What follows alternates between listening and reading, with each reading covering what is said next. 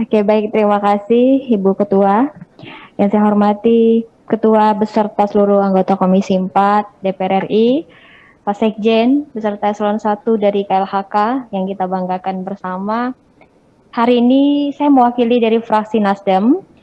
Yang pertama, tentu setelah mengikuti pemaparan dari KLHK Pak Sekjen tadi, kami mengapresiasi beberapa hal. Yang pertama terkait respon cepat penanganan dan penyelesaian konflik tenurial yang terjadi di Kinipan. Nah, ini saya pikir salah satu citra dari KLHK dan dari negara, khususnya hadir di tengah masyarakat hukum adat. Memang ada beberapa pertanyaan dan beberapa masukan dari kami. Yang pertama terkait skenario yang telah disiapkan tadi ada 3, kalau tidak salah saya. Yang pertama dengan mengadendum terhadap luasan izin usaha. Nah, mungkin kita bisa diberikan data atau perkiraan ini berapa yang akan diadendum, dikurang atau ditambah atau seperti apa. Kemudian yang kedua terkait mengubah peruntukan lahan menjadi hutan konservasi tinggi. Dan tentu ini adalah salah satu indikatornya pemenuhan dasar untuk masyarakat lokal dan masyarakat tradisional di situ. Dan kita juga berpikir hal ini baik, tetapi bagaimana cara dari KLHK untuk bisa tahu dan melihat dari tegakan hutannya. Apakah ini masih hutan yang utuh, belum ditanam sawit, karena ini kan perkebunan sawit. Apakah kalau sudah ditanam dengan sawit itu bagaimana polanya? Jadi pola-pola seperti itu yang saya pikir kita bisa diberikan data untuk fungsi kontrol dan masukan bersama. Kemudian yang kedua terkait pemegang IPPKH yang wajib menyelesaikan tanggung jawabnya kepada negara. Kami melihat bahwa persentase untuk progresnya baru 34% yang sudah ditanam, yang sudah selesai. Nah, ini pertanyaan yang pertama, data 1.187 unit pemegang IPPKH dan 558.000 sekian hektar ini data periodik atau ini akumulasi dari sudah sekian tahun. Dan cara indikator juga untuk KLHK ini bisa mengontrol fungsi dan tugas dari BPDAS di lapangan ini seperti apa. Saya sepakat tadi yang disampaikan oleh Ketua Sudin bahwa sepertinya BPDAS ini selain fasilitator, dia juga verifikator di lapangan. Itu yang kami tangkap dan semua sistem mekanisme untuk kewajiban dari IPPKH ini harus izin dan report ke BPDAS. Nah, ini seperti apa? Karena contoh BPDAS Kapuas, karena DAS Kapuas ini juga menjadi salah satu DAS prioritas yang dibahas terus di Komisi 4 dengan salah satu di DAS Sulawesi Raya, kalau tidak salah saya. Nah, ini kita boleh diberikan data mungkin Pak Sekjen, jumlah yang pemegang IPPKH-nya dan yang sudah mendapatkan teguran 1-3, dan bahkan kalau misalnya ada yang bandel, ya jangan segan, saya pikir dari Gaku mencabut aja izin IPPKH-nya yang sudah ada.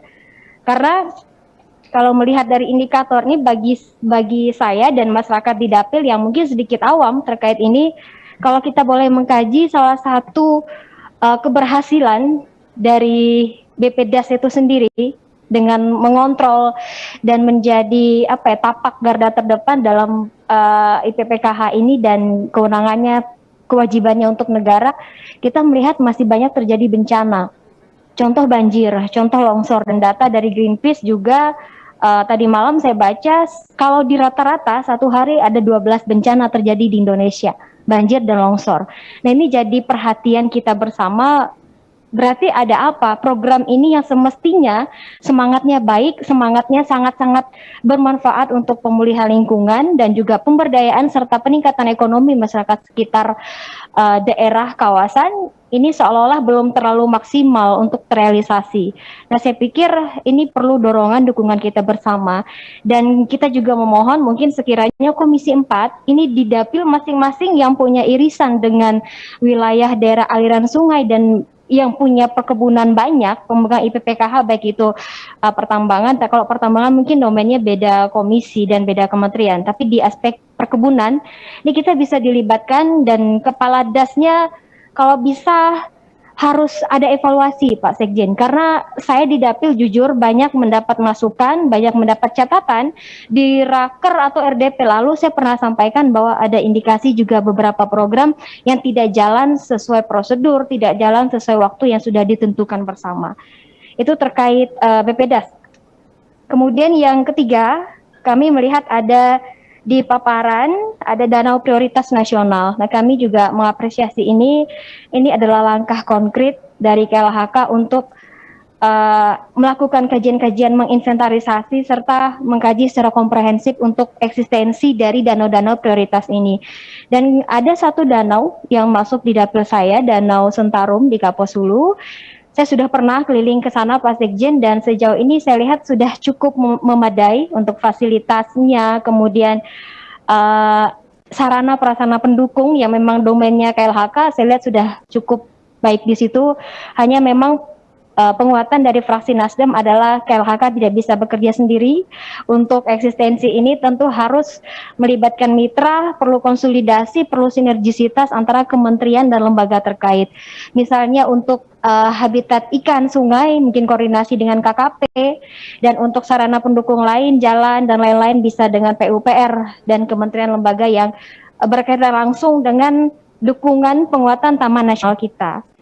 Dan yang terakhir untuk KSDAE, kami juga mengingatkan bahwa jangan sampai Indonesia ini kehilangan tanaman-tanaman lokal, potensi tumbuhan-tumbuhan endemik kita. Karena minggu lalu juga saya sudah menyampaikan di dapil saya juga ada satu tanaman kantung semar, itu nurserinya saya tidak tahu bagaimana prosesnya sekarang setelah kemarin saya report ke KLHK. Jadi harapannya hal seperti ini menjadi catatan kita bersama. Dan satu juga dukungan untuk bioprospeksi yang saya pikir juga bagus. Karena waktu itu Komisi 4 bersama dengan Pak Wir yang sudah purna tugas, kami pernah ke Taman Nasional Gunung Merapi.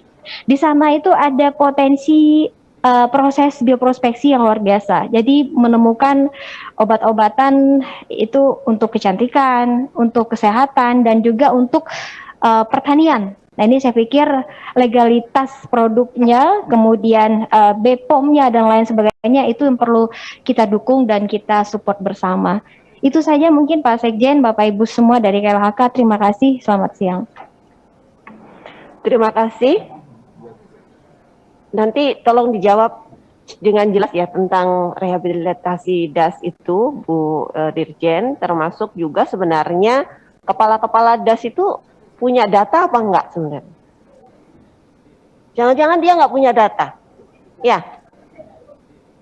Jangan-jangan data yang dipunyain di Jakarta itu tidak dipunyai oleh teman-teman yang ada di daerah.